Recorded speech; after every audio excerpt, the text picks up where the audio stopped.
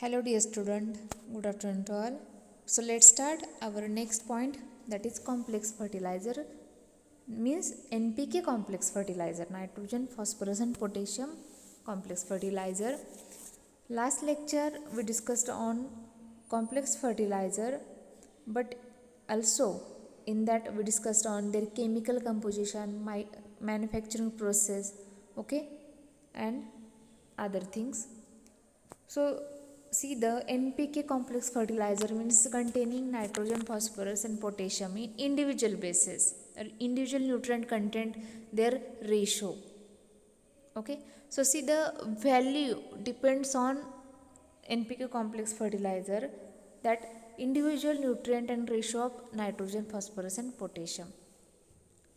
Also there forms which nutrient are present or available form, means if you're taking nitrogen, if nitrogen applied in soil means after urea applied in soil, it's converted into amide form, means it is the only urea is already in amide form, that amide form converted to ammonia and that ammonia converted to nitrate in the available form.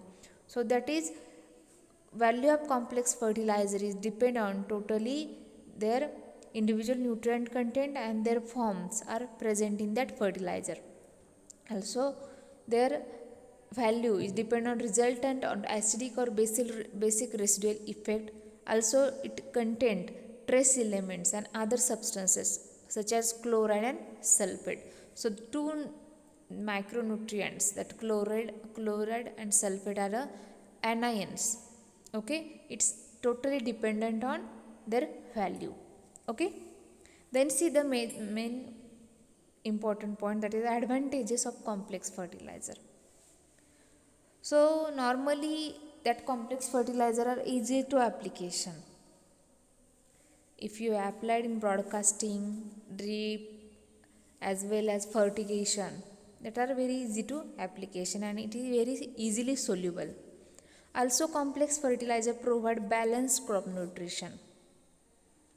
At a time, 3 elements should be applied in the same field, as well as high fertilizer efficiency, means it have a more than 40% NPK content, their higher fertilizer efficiency of soil. Then even distribution of nutrient, in all field it applied in evenly, as well as there save the labors and also times. And lastly, it's important, it is very safe for storage also. It is not any explosive in nature, not hygroscopic in nature, not any caking in nature. So these are the major advantages of complex fertilizer. Okay, then see next and last point in fertilizer, that is secondary and micronutrient fertilizer. So basically calcium, magnesium, sulfur are the macronutrients, secondary macronutrients. Okay, calcium, magnesium are the cations and sulfur is the anions. So see the secondary micronutrients fertilizer are gypsum, magnesium sulfate, dolomite, elemental sulfur are used as secondary nutrient fertilizer. These material used as manufacturing calcium, magnesium, sulfur fertilizers.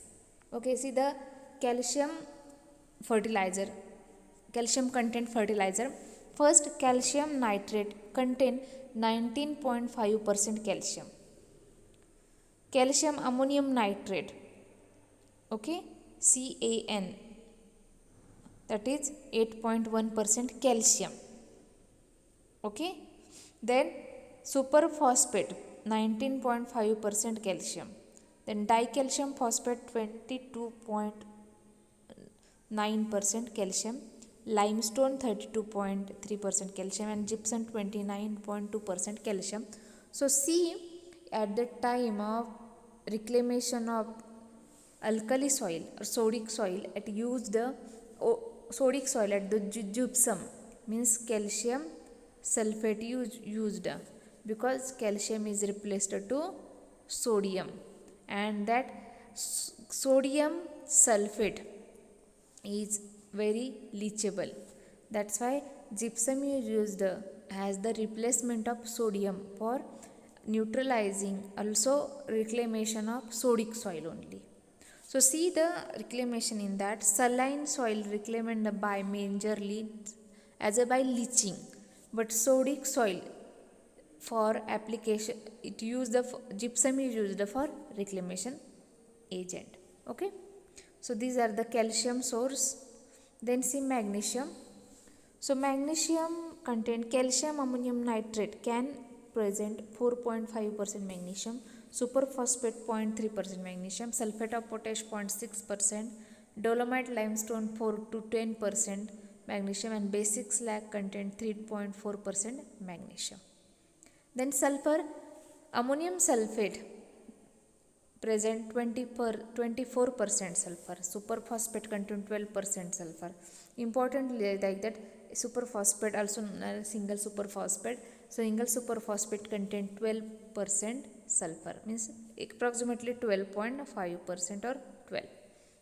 Potassium sulfate contain 18% sulfur, gypsum 13 to 18% sulfur, and zinc sulfate contain 11 to 18% sulfur.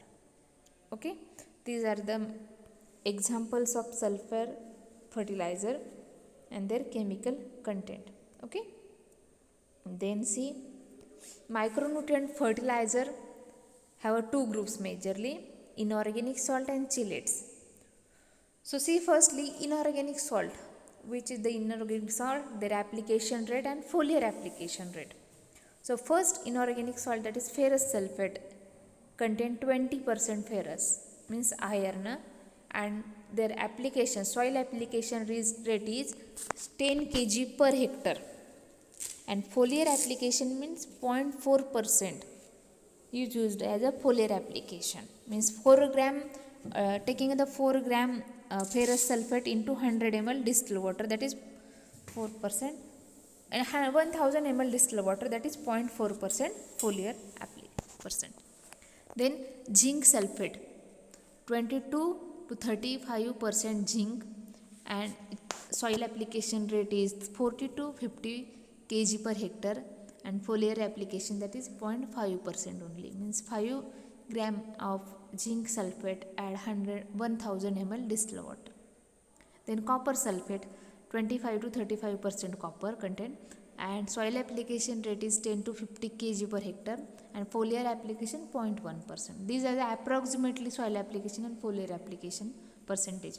Then manganese sulfate contain 23% manganese, 10 to 15% 10 to 15 kg per hectare soil application, means manganese sulfate applied in soil, and 0.6% foliar application. Then borax, it contain 10.6% boron, and soil application rate is 5 to 20 kg per hectare, and a foliar application, that is 0.2%. Then ammonium molybdate contain 52% molybdenum, and soil application rate is only 1 to 2%, 1 to 2 kg per hectare of ammonium molybdate, and 0.05% foliar application. Okay, means if you taken a 0.5 gram of ammonium molybdate at 1000 ml distilled water, that is 0.05% foliar application of ammonium molybdate. These are the inorganic salt of micronutrient. Then see next chelates, second form. So natural chelates is very important, which is the natural chelate, that is FIM and other organic manures. These are the natural chelates. So organic manures, other organic manure, that is humus. Humus is also natural chelate, as well as FIM is also natural chelates. Then see other manufacturing or chemically synthesized chelating agent, that is EDTA. Those chelating agents are important, and also their long form is very important. Means EDTA stands for ethylene diamine tetraacetic acid. Then HEDTA, hydroxyethyl ethylene diamine triacetic acid. Then DTPA, this DTPA used for extracting the micronutrients from soil, diethylene triamine pentacetic acid. Then EDDHA means ethylene diamine dihydroxyphenylacetic acid, and NTA nitrotriacetic acid. Okay, Also, EDTA used as a titering agent of calcium, magnesium and zinc from fertilizer. Okay, and also calcium and magnesium determination in soil. These EDTA has used. Okay, and DTPA used for micronutrient. Then see next, effect of micronutrients on crop growth. So it's a very general effect on essential nutrient for growth and their development, also life of plants, also helps for formation of enzyme and vitamins, also add to keeping another element nutrients in oxidized form, also increase the resistant power for diseases and pests. Also, if application of micronutrient soil, that is excess, it create the toxicity to plant, that's why it reduce sometime, it reduce the toxicity to plant soil. Then see next point, reaction of micronutrient fertilizer in soil. So firstly, micronutrient action interact with silicate clay in two ways. So how many silicate, that four types of main silicate clay. In that, first involved in cation exchange reaction, also tightly bound fixed to certain silicate clay, that is 2:1 clay, 2:1. Okay, there have a four types of silicate clay, 1:1, that kaolinite example, 2:1, then 2:1:1. There are three major type. Okay, so 2:1 is the montmorillonite, 2:1 and 1, that is chloride. Okay, to see first, ferrous reacted to 3OH and form unavailable ferrous oxide and water. That is first reaction of micronutrient after application in soil. Then see next, if zinc chelate is added to soil with available iron, the following reaction may occur. Means zinc chelated application means it reacted with iron in soil and form iron chelates and zinc. Okay, so next is the forms of micronutrient in soil solution. Just remember those two reactions, application, after application of micronutrient in soil, that if you applied iron, that iron reacted with hydroxy ion in soils and that form available iron oxides and water. That available iron oxide again means a zinc chelated application in soil, that iron reacted with and form iron chelates and zinc is released. Okay, then we say the next forms of micronutrient in solution. So see the iron FeOH, FeOH2 form and Fe3 plus and Fe2 plus. Then manganese 2 plus. Then zinc and zinc hydroxide, copper hydroxide, molybdenum and HMWT. Then these are the forms of micronutrient, boron, cobalt and chloride. Okay. Then that boron is very important, which form is 3BO3 and H2BO3 minus. These forms are very important for exam purpose. Then see next, handling and storage of fertilizer. So first, nitrogenous fertilizer. In that, ammonium chloride. This is the last point of fertilizer, that is handling and storage of fertilizer. That nitrogenous fertilizer, first ammonium chloride. Ammonium chloride handled very excellent. It's not any difficulty in storage and handling. Then ammonium nitrate, storage property satisfactory, but fertilizer is hygroscopic in nature. It is the first hygroscopic fertilizer, that is ammonium nitrate. Then urea, second is urea. Then storage property satisfactory, but fertilizer is hygroscopic. Also it is bagged in polythene lined and jute bag in dry place. Then ammonium sulfate and sodium nitrate, no difficulty in handling of storage. These are the nitrogenous fertilizer, their handling and storage. Then phosphoratic fertilizer, SSP, DSP and TSP. This contains small amount of acid which deteriorate gunny bags. Hence it should be stored in polythene lined jute bag. Also it cake formation moist condition.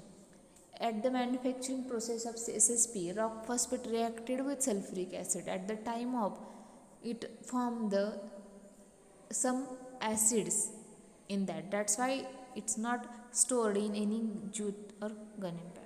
Okay. If a single superphosphate is formed, that cake formation moist condition. If relative humidity is high, that time cake is formed. Then C dicalcium phosphate, their excellent physical condition. And then last fertilizer, that is potassium fertilizer, their manufacturing process, that is potassium sulfate and potassium chloride. They have a good excellent physical condition for storage and handling. And most important question, in all potassium fertilizer should be imported to other country. Okay, imported from other countries. Potassium fertilizer not manufactured in India. Okay. And last, fertilizer control order. So order issued by Government of India under the Section 3 of Essential Commodity Act 1955. Also there changes in that 1985, but actually it is acted in 1955. Also government control the production, market price, quality of fertilizer under fertilizer control order. Also they have a 39 clauses of this order covering definition, prices, registration of dealers, fertilizer mixture, regulation and manufacturing sale, also packing requirement, disposal of non-standard fertilizer, also enforcement authority, analysis of the sample, etc. I have a 39 clauses in that FCO, means fertilizer control order. Also in fertilizer control order, it schedules second detailed procedure regarding sampling technique and methods of analysis given. Also FCO offense has also been declared in recognized in the industry. These are the fertilizer control order. In that, just remember, act is 1955 and there rechanges FCO 1985. Okay. So if any difficulty regarding any fertilizer, you can call me or message me. This is the last point of fertilizer. Next lecture we discuss on some nutrients, that their classification and roles and deficiency. Okay. So thank you.